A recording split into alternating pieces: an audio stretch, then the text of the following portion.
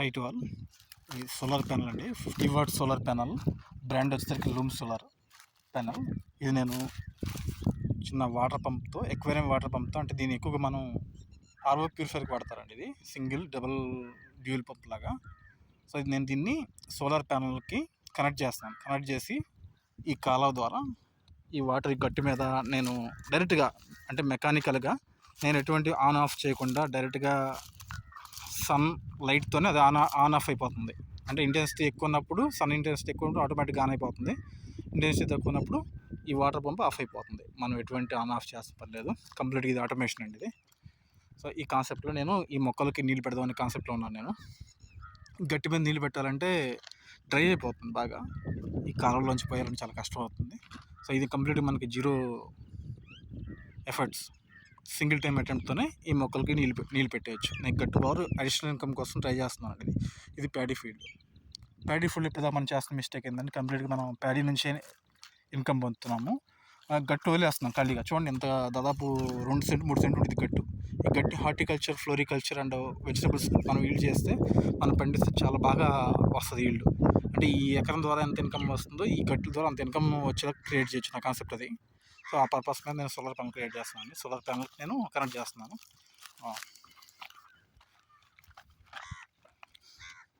ఇదిగోండి, ఇది బ్రాండ్.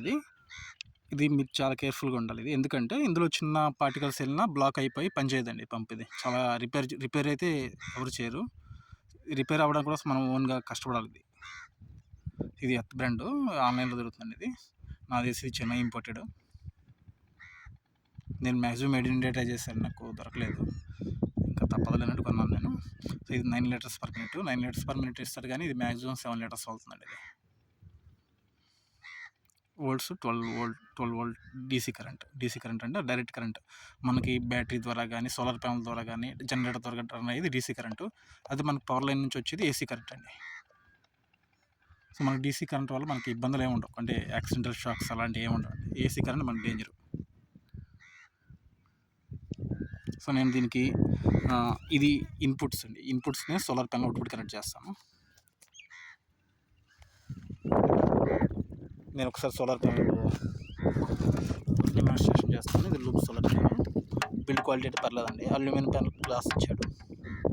నేను ఇది కొని 3 years అవుతుంది. 2500 రూపాయలు అయింది. ఆన్లైన్లో తీసుకున్నాను. సో ఇది ఇట్లా ఉంటుంది లోపల.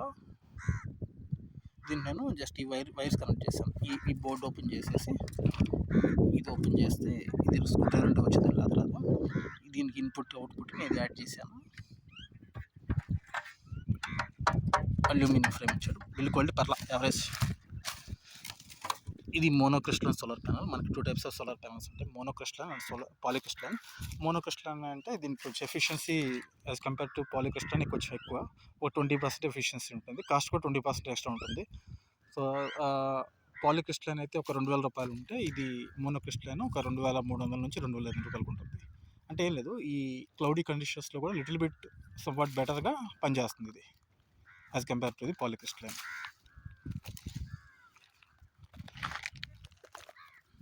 ఫస్ట్ నేను టెస్ట్ చేస్తాను పని చేస్తున్నా లేదో. దీనికి ఈ ఇన్పుట్కి సోలార్ ప్యానల్ అవుట్పుట్ నేను యాడ్ చేస్తాను. ఇట్లా 2 కనెక్ట్ చేస్తాను. ఈ 2 జాయింట్స్ నేను యాడ్ చేస్తాను. మోటార్ రన్ అవుతుంది, సౌండ్ పెడుతుందో. ఇప్పుడు నేను పంపు యొక్క ట్యూబింగ్స్ ఇన్లెట్ అవుట్లెట్లో యాడ్ చేస్తాను. నేను పంపు యొక్క ఇన్లెట్ నేను యాడ్ చేస్తాను. ఇప్పుడు నేను అవుట్లెట్ యాడ్ చేస్తాను. నేను బుక్ చేస్తాను.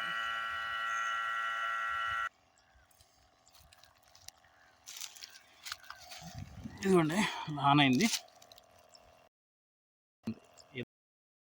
క్లౌడీగా ఉంది, చూసారా?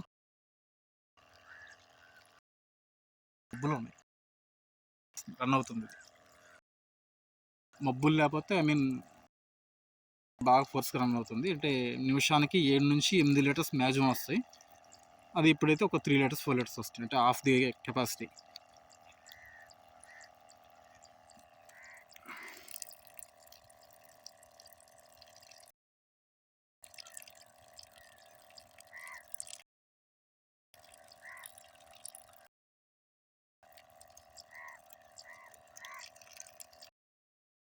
కాస్ట్ మెయింటెనెన్స్ ఏంటంటే ఈ ప్యానల్ కడుక్కుంటా వాష్ చేసుకుంటాను వీక్లీ వన్స్ తక్కువ ఉండిద్ది. అదే మనం ఇట్లా వాష్ చేయడం వల్ల డస్ట్ అనేది క్లియర్ అవుతుంది, దానివల్ల ఎఫిషియన్సీ ఎక్కువ అవుతుంది, అట్లీస్ట్ వర్క్ అవుతాయి.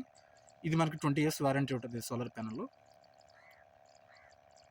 చూడండి ఇది అంటే ఇప్పుడు దీని మీద నీళ్ళు పోస్తున్న వాటర్ పంపు